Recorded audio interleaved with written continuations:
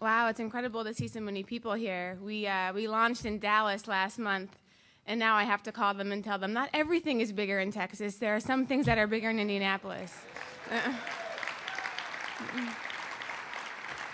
It really is. I've never. This is again our 7th city, and in all the launches that we've done, I didn't really do anything to make any of this happen.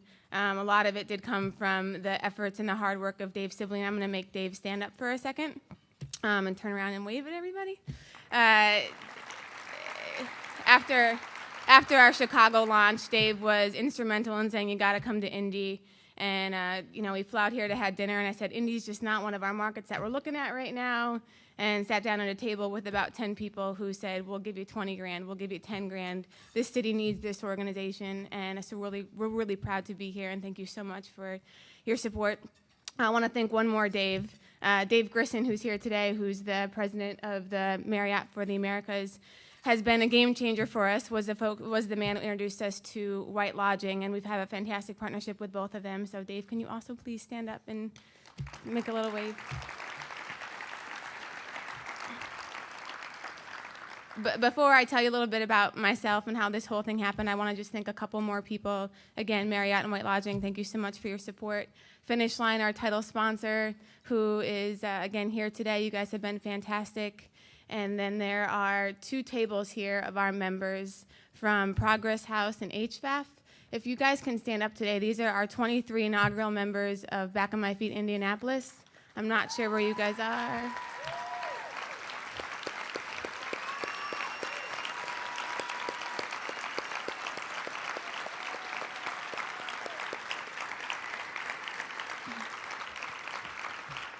So I hope you guys are taking a hard look around, because this is your new support system. It wants to succeed and do well, and you have a responsibility as the pioneers of this organization to be committed and disciplined and set an example for everybody else who's going to follow in your footsteps. So everything happens for a reason, and we're ready to watch you to grow and again, to find the life that you deserve. And I look forward to getting to know you all a little bit better.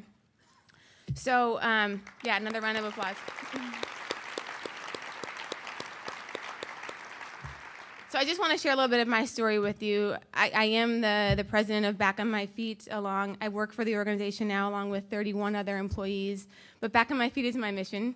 It is my purpose. It makes my life make sense in such a profound way. And I'm really privileged and honored to get to do what I do every single day. So to explain that, I got to take you back to my childhood. But fortunately, I'm not too old, so I won't keep you here, guys. Keep you here too much longer. But I grew up in Bismarck, North Dakota, so I have strong Midwestern roots like all of you, and had a really fantastic childhood. I had a great relationship, with my parents. I had a younger brother, older sister. Things were pretty easy. I had no idea that everybody else in the world did not grow up with a bike in a yard and tons of friends to play with.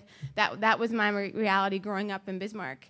And I had a really, really special relationship with my dad, who is just my person. I can't really explain that, but he just makes me so emotional, and there's something that really connects us in a way that's really, really profound. And our relationship is based off of a lot of sarcasm, a lot of sports. We'd play ball and catch for hours, and again, just there's something about my dad that I can't really explain. And I thought I had my whole world figured out when I was 12 years old. I had this box of what my life was going to look like when I got big, and really had no reason to think that my life wasn't going to end up in the way that I wanted to. I was going to have this huge white house with white picket fence and green shutters. I had the paint picked out for all of my rooms. I was going to go to college and graduate, get this amazing job. I was going to marry this very tall, dark, handsome husband. My 5'9" boyfriend is happy that I've given a little bit on the height. So. But everything was going to work out for me in that way, and really, again, had no reason to think I wasn't going to get all these things. And when I was 16 years old, my reality became a little bit different for me. I was sitting home. It was the summer before my sophomore year in high school.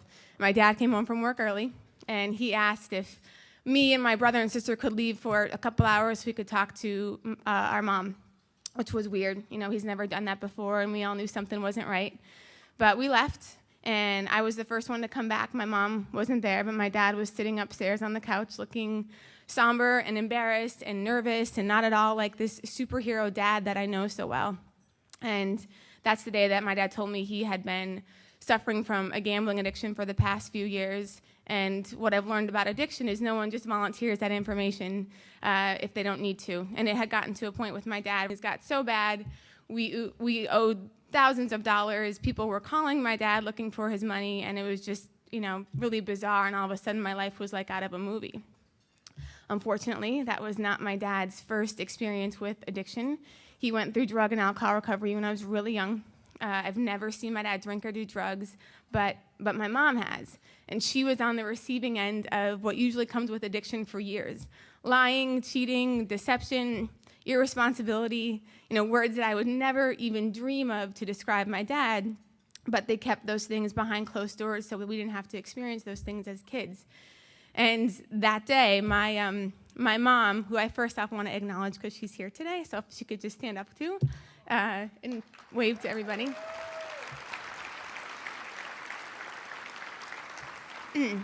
But my mom kicked my dad out that day. I was not really thrilled with her decision. In fact, I was furious. I couldn't begin to understand her decision-making of, wanting to kick somebody out of our family who needed love and support, and I couldn't grasp it. And my parents were separated from that day on, but I spent the next 3 years of my teenage career, not being a very good daughter to my mom. I was pretty awful to her, so I'm really glad she's here today. If you guys have 16-year-old daughters, count your blessings, trust me. But it was really hard for me to have a relationship with her because she destroyed, again, this perfect life that I had, and put somebody out of our family, again, my dad, who I just had an amazing relationship with. So I spent those years not talking to my mom and trying to fix my dad. I didn't understand addiction. I thought it was as simple as, why don't you just not gamble and we can go back to being this amazing family? And it can be, again, go back to the way things were. That's not the way addiction works. And my dad continued to struggle with his gambling habit, and I found myself on the receiving end of some of my dad's choices, the irresponsibility, the not being able to, again, make positive choices the way that I wanted him to. So for me, again, loving sports all growing up all through elementary and middle school, I started running. Running gave me such a sense of myself. I liked who I was when I was running. The world made a little bit more sense to me when I was running. Understanding that you have to take things one step at a time, that I can't finish 5 miles without doing the first 4 in between, and that sometimes life's hard, and you just got to push through it. Otherwise, you're just going to sit there, and life's going to continue to be hard. So running to me, helped me get me through the most difficult time in my life, and I decided, you know what? I'm going to go get everything I ever wanted, and I'm going to do it to the nth degree because I almost have to make up for the fact that I have this red mark on my family life. My dad's an addict, and my parents are divorced, and I feel a little bit like a statistic. So I went to college. I graduated early. I went to grad school, was in D.C., got a job offer in Philly. I moved there, and my life was going really well. And between the ages of 24 and 26, I found myself completely lost. I was on this path that I thought I wanted to be on for so long, and realized I was not happy. I had no idea who I was. I had no sense of self. I had no value. I had no purpose. And it's a really lonely feeling. And I honestly think everybody feels a little bit like that at some point in their life. But I had no direction, and I decided I needed to quit my job in Philly and move someplace to New York or Chicago. I wish I could say Indy, but that was not on my list. I just was determined to figure out something to make my life make sense. And I quit my job, and I actually got approached by Comcast, who's also here today, to go work with them in their government affairs department and travel the country 80% of the time, and it was really appealing. And I thought, okay, if I get this job, I think I'm going to take it. Something very different and new and challenging, and I'm going to learn a lot about myself if I do this. So I'm still running, again, every day. I'd become a marathoner at that point.